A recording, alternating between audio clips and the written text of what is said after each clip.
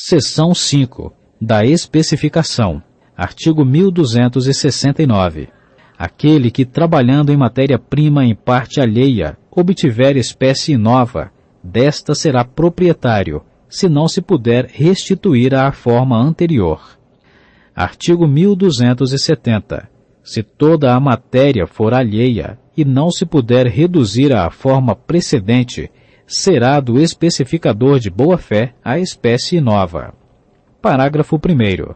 Sendo praticável a redução, ou quando impraticável, se a espécie nova se obteve de má-fé, pertencerá ao dono da matéria-prima. Parágrafo 2º. Em qualquer caso, inclusive o da pintura em relação à tela, da escultura, escritura e outro qualquer trabalho gráfico em relação à matéria-prima, a espécie nova será do especificador, se o seu valor exceder consideravelmente o da matéria-prima. Artigo 1271. Aos prejudicados nas hipóteses dos artigos 1269 e 1270, se ressarcirá o dano que sofrerem, menos ao especificador de má-fé, no caso do parágrafo 1º do artigo antecedente, quando irredutível a especificação. Seção 6. Da confusão, da comissão e da adjunção. Artigo 1272. As coisas pertencentes a diversos donos, confundidas, misturadas ou adjuntadas sem o consentimento deles, continuam a pertencer-lhes, sendo possível separá-las sem deterioração. Parágrafo 1º. Não sendo possível a separação das coisas, ou exigindo dispêndio excessivo, subsiste indiviso o todo, cabendo a cada um dos donos quinhão proporcional ao valor da coisa com que entrou para a mistura ou agregado. Parágrafo 2º. Se uma das coisas puder considerar-se principal, o dono sê-lo-á do todo, indenizando os outros. Artigo 1273. Se a confusão, comissão ou adjunção se operou de má-fé, a outra parte caberá escolher entre adquirir a propriedade do todo, pagando o que não for seu, abatida a indenização que lhe for devida, ou renunciar ao que lhe pertencer, caso em que será indenizado. Artigo 1274. Se da união de matérias de natureza diversa se formar espécie nova, a confusão, comissão ou adjunção aplicam-se as normas dos artigos 1272 e 1273. Capítulo 4. Da perda da propriedade. Artigo 1275. Além das causas consideradas neste Código, perde-se a propriedade: 1. Por alienação. 2. Pela renúncia. 3. Por abandono. 4. Por perecimento da coisa. 5. Por desapropriação. Parágrafo único. Nos casos dos incisos 1 e 2, os efeitos da perda da propriedade imóvel serão subordinados ao registro do título transmissivo ou do ato renunciativo no registro de imóveis. Artigo 1276. O imóvel urbano que o proprietário abandonar com a intenção de não mais o conservar em seu patrimônio e que se não encontrar na posse de outrem, poderá ser arrecadado como bem vago e passar, 3 anos depois, à propriedade do município ou à do Distrito Federal, se achar nas respectivas circunscrições. Parágrafo 1º. O imóvel situado na zona rural, abandonado nas mesmas circunstâncias, poderá ser arrecadado como bem vago e passar 3 anos depois à propriedade da União, onde quer que ele se localize. Parágrafo 2º. Presumir-se-á de modo absoluto a intenção a que se refere este artigo quando, cessados os atos de posse, deixar o proprietário de satisfazer os ônus fiscais. Capítulo 5. Dos direitos de vizinhança. Seção 1. Do uso anormal da propriedade. Artigo 1277. O proprietário ou o possuidor de um prédio tem o direito de fazer cessar as interferências prejudiciais à segurança, ao sossego e à saúde dos que o habitam, provocadas pela utilização de propriedade vizinha. Parágrafo único. Proíbem-se as interferências considerando-se a natureza da utilização, a localização do prédio, atendidas as normas que distribuem as edificações em zonas e os limites ordinários de tolerância dos moradores da vizinhança. Artigo 1278. O direito a que se refere o artigo antecedente não prevalece quando as interferências forem justificadas por interesse público, caso em que o proprietário ou o possuidor, causador delas, pagará ao vizinho indenização cabal. Artigo 1279. Ainda que por decisão judicial devam ser toleradas as interferências, poderá o vizinho exigir a sua redução ou eliminação quando estas se tornarem possíveis. Artigo 1280. O proprietário ou o possuidor tem direito a exigir do dono do prédio vizinho a demolição ou a reparação deste quando ameace ruína, bem como que lhe preste caução pelo dano iminente. Artigo 1281.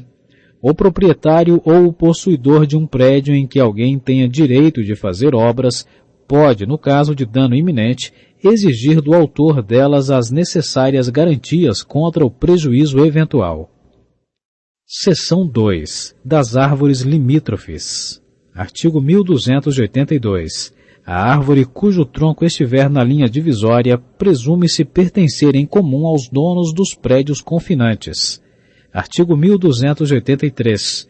As raízes e os ramos de árvore que ultrapassarem a extrema do prédio poderão ser cortados até o plano vertical divisório pelo proprietário do terreno invadido.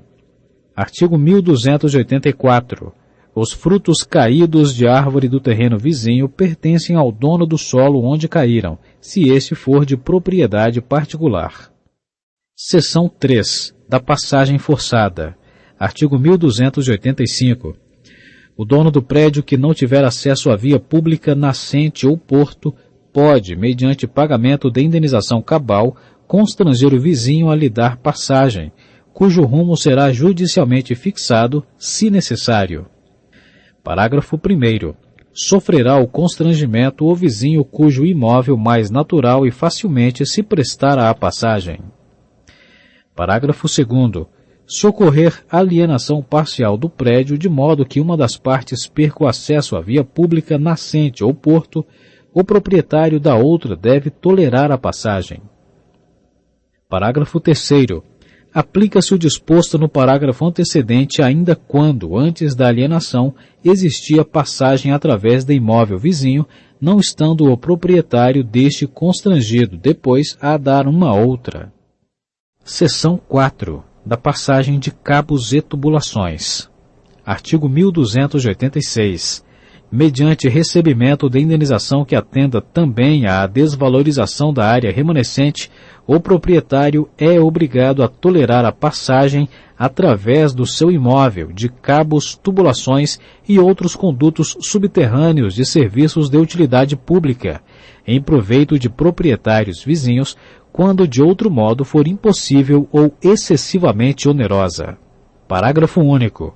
O proprietário prejudicado pode exigir que a instalação seja feita de modo menos gravoso ao prédio onerado, bem como, depois, seja removida à sua custa para outro local do imóvel. Artigo 1287. Se as instalações oferecerem grave risco, será facultado ao proprietário do prédio onerado exigir a realização de obras de segurança. Seção 5. Das águas. Artigo 1288. O dono ou o possuidor do prédio inferior é obrigado a receber as águas que correm naturalmente do superior, não podendo realizar obras que embaraçem o seu fluxo. Porém, a condição natural e anterior do prédio inferior não pode ser agravada por obras feitas pelo dono ou possuidor do prédio superior. Artigo 1289. Quando as águas artificialmente levadas ao prédio superior ou aí colhidas correrem dele para o inferior, poderá o dono deste reclamar que se desviem ou se lhe indenize o prejuízo que sofrer. Parágrafo único. Da indenização será deduzido o valor do benefício obtido. Artigo 1290. O proprietário de nascente ou do solo onde caem águas pluviais, satisfeitas as necessidades de seu consumo, não pode impedir ou desviar o curso natural das águas remanescentes pelos prédios inferiores. Artigo 1291. O possuidor do imóvel superior não poderá poluir as águas indispensáveis às primeiras necessidades da vida dos possuidores dos imóveis inferiores. As demais, que poluir, deverá recuperar, ressarcindo os danos que estes sofrerem, se não for possível a recuperação ou o desvio do curso artificial das águas. Artigo 1292. O proprietário tem direito de construir barragens, açudes ou outras obras para represamento de água em seu prédio. Se as águas represadas invadirem prédio alheio, será o seu proprietário indenizado pelo dano sofrido, deduzido o valor do benefício obtido. Artigo 1293. É permitido a quem quer que seja, mediante prévia indenização aos proprietários prejudicados, construir canais através de prédios alheios para receber as águas a que tenha direito, indispensáveis às primeiras necessidades da vida e desde que não cause prejuízo considerável à agricultura e à indústria, bem como para o escoamento de águas supérfluas ou acumuladas, ou a drenagem de terrenos. Parágrafo 1º. Ao proprietário prejudicado em tal caso, também assiste direito a ressarcimento pelos danos que de futuro lhe advenham da infiltração ou irrupção das águas, bem como da deterioração das obras destinadas a canalizá-las. Parágrafo 2º. O proprietário prejudicado poderá exigir que seja subterrânea a canalização que atravessa áreas edificadas, pátios, hortas, jardins ou quintais. Parágrafo 3º. O aqueduto será construído de maneira que cause o menor prejuízo aos proprietários dos imóveis vizinhos e às expensas do seu dono, a quem incumbem também as despesas de conservação. Artigo 1294. Aplica-se ao direito de aqueduto o disposto nos artigos 1286 e 1287. Artigo 1295. O aqueduto não impedirá que os proprietários cerquem os imóveis e construam sobre ele, sem prejuízo para sua segurança e conservação. Os proprietários dos imóveis poderão usar das águas do aqueduto para as primeiras necessidades da vida. Artigo 1296. Havendo no aqueduto águas supérfluas, outros poderão canalizá-las para os fins previstos no artigo 1293, mediante pagamento de indenização aos proprietários prejudicados e ao dono do aqueduto, de importância equivalente às despesas que então seriam necessárias para a condução das águas até o ponto de derivação. Parágrafo único.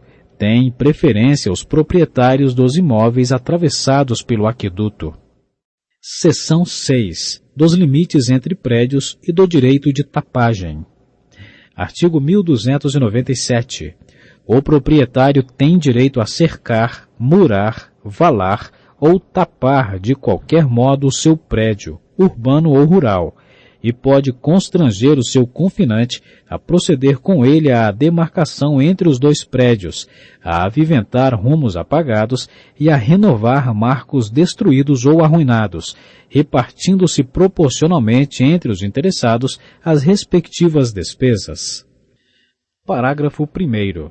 Os intervalos, muros, cercas e os tapumes divisórios, tais como sebes vivas, cercas de arame ou de madeira, valas ou banquetas, presumem-se, até prova em contrário, pertencer a ambos os proprietários confinantes, sendo estes obrigados, de conformidade com os costumes da localidade, a concorrer, em partes iguais, para as despesas de sua construção e conservação. Parágrafo 2º. As sebes vivas, as árvores ou plantas quaisquer que servem de marco divisório só podem ser cortadas ou arrancadas de comum acordo entre proprietários. Parágrafo 3º.